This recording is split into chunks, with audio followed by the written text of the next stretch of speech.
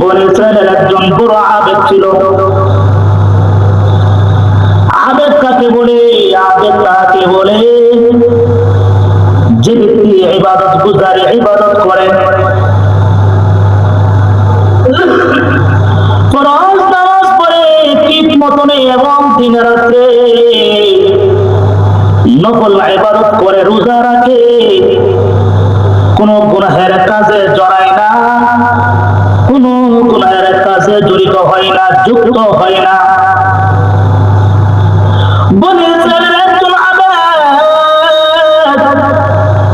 সে জঙ্গলের পাশে একটি ইবাদত খানা বানাইল,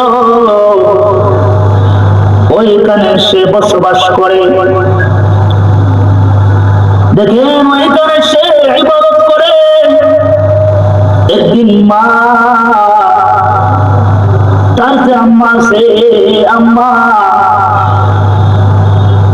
তার সন্তানকে ডাকার জন্য ওই আবেদের যেখানে সে ইবাদত করে ওইখানে গেল, গিয়া বলল, দরজার মধ্যে এরকম সিগন্যাল দিলেন, ডাক দিলেন। আর ওই আবেদের নাম ছিল হযরত যুরাইয রাহমাতুল্লাহ আলাইহি। তার মা গিয়া ওই ইবাদত খানার মধ্যে যুরাইযকে বলল, যুরাইয, আমি তোমার মা,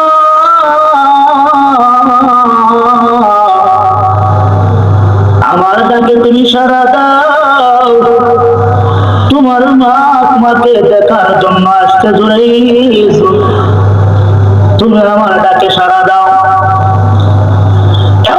যুরাইয রাহমাতুল্লাহ আলাইহি তিনি নফল নামাজরত অবস্থায় আছেন। মনে মনে আল্লাহ তাআলার নিকট বলে, আল্লাহ,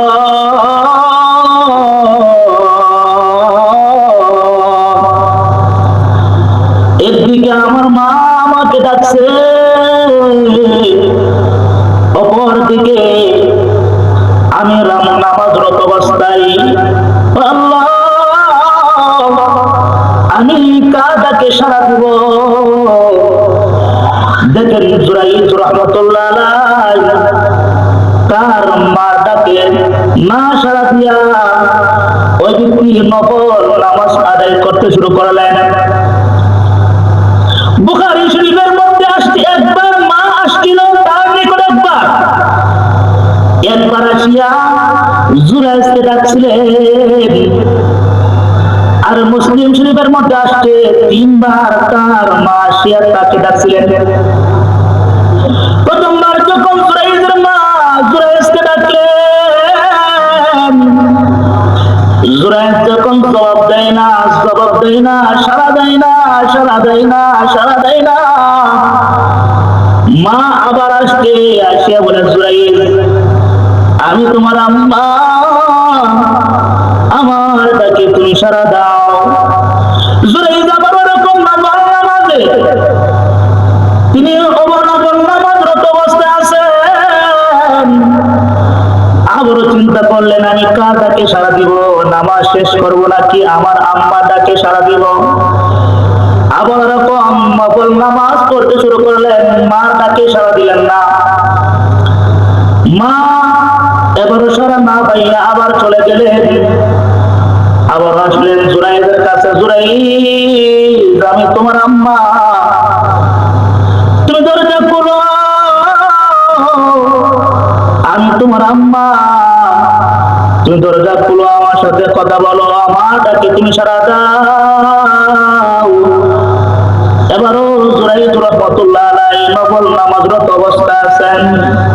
চিন্তা করলেন, মা ডাকে সাড়া দেব নাকি নামাজ শেষ করব? এবার মা ডাকে উনি সাড়া দিলেন না। সাড়া না দিয়ে নামাজ শেষ করলেন। মা তিনবার আসলেন। যখন সন্তান কোন ডাকের সাড়া না পাইয়া, যখন সন্তান মা ডাকে সাড়া না দেওয়ার কারণে মার মুখ থেকে বেরিয়ে আসলো, আল্লাহ, এই জোরে যেন বেশ্যা মহিলার চেহারা না দেখিয়া তার মৃত্যু না হয়, বলেন নাউজুবিল্লাহ। দেখেন বন্ধুদের পরিবেশ, মার বদুয়া আল্লাহ তাআলার নিকট পৌঁছতে বেশি দেরি নয়, সাথে সাথে কবুল হয়ে গেছে। কিছুক্ষণ পরে ওই এলাকার মধ্যে একটি বেশ্যা মহিলা বাস করত। বেশ্যা মহিলা আসিয়া জুরাইদ রাহমাতুল্লাহ আলাইহি ওনার যেখানে ইবাদতখানা আছে ওইখানে আসলেন, আসিয়া ডাক দিলেন, নক করলেন দরজার মধ্যে। যখন জুরাইদ রাহমাতুল্লাহ আলাইহি দরজা খুললেন, ওই বেশ্যা মহিলা কাপড় চাপড় খুলিয়া একবারে ওই জুরাইদ রাহমাতুল্লাহ আলাইহিকে কারার প্রস্তাব দিলেন। জুরাইদ রাহমাতুল্লাহ আলাইহি বলেন, না না না, আমি খারাপ কাজে লিপ্ত হব না, আমি খারাপ কাজ করব না। ওই মহিলা বেশ্যা মহিলা বলল, তুমি যেহেতু আমার প্রস্তাব প্রত্যাখ্যান করেছো, আমার প্রস্তাব তুমি গ্রহণ করো না, তোমাকে বিপদে বাড়াইব। কি করবো? বিপদ বাড়াইব।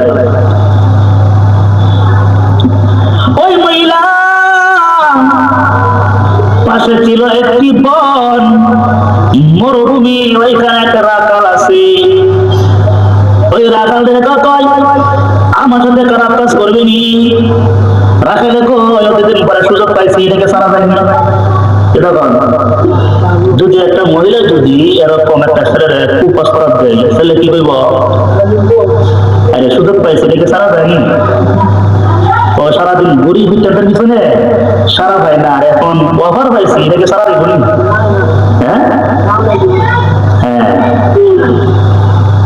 একথা আসেনি। এরকম মানুষ আসেনি বিটের ভিতরে ঘুরে, এরকম পোলাপান আসেনি বিটের পিছনে ঘুরে। নাও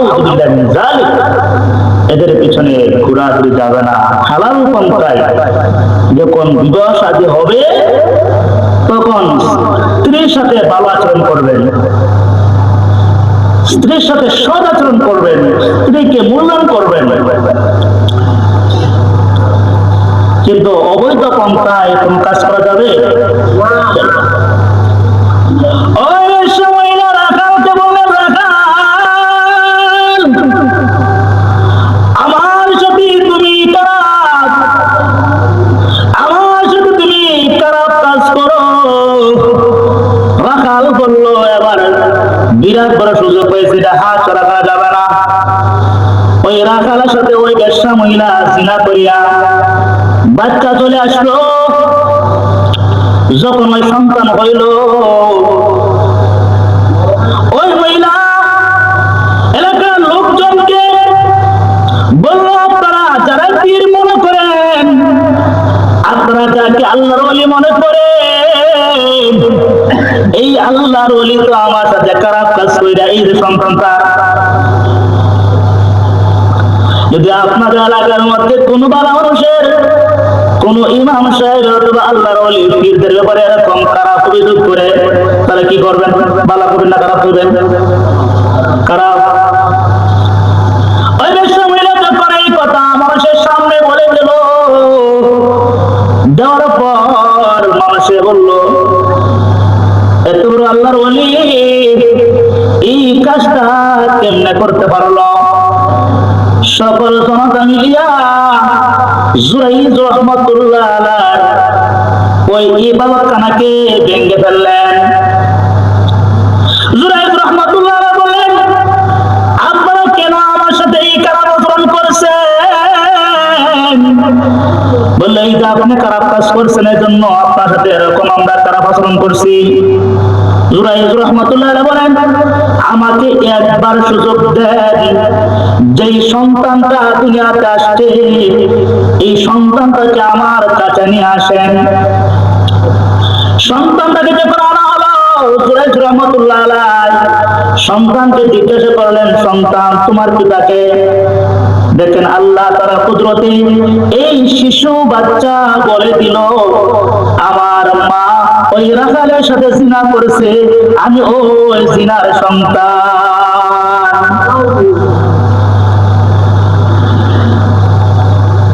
এলাকার সমস্ত মানুষ অবাক হয়ে গেল, আমরা কি করলাম? এত বড় বাবা মানুষের উপর আক্রমণ করলাম, তার ঘর বাড়ি উড়াই দিলাম।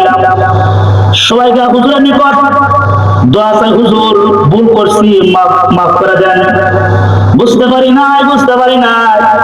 আপনি যদি ইচ্ছা করেন আপনার এই বাংলা ঘরকে আমরা স্বর্ণ দ্বারা বানায়া দিতে রাজি। জুরাইদ রাহমাতুল্লাহ আলাইহি বললেন, স্বর্ণ দ্বারা বানানোর কোনো প্রয়োজন নাই। আমাকে আগে যেরকম ভাবে মাটি দ্বারা আমার ইবাদতখানা ছিল, তোমরা এরকম ভাবে মাটি দ্বারা আমার ইবাদতখানা বানায়া দাও। সবাই মিলে জুরাইদ রাহমাতুল্লাহ আলাইহি ওই ইবাদতখানা বানায়া দিলেন। দেখেন, ওই যে মা বলছিল, বদর দিছিল, মৃত্যুর আগে যারা ওই যারা বেশ্যা মহিলার চেহারা দেখিয়ে মরিস, এই যে মা বদ্ধ করছে, মার বদ্ধ সাথে সাথে কবুল হয়ে গেছে।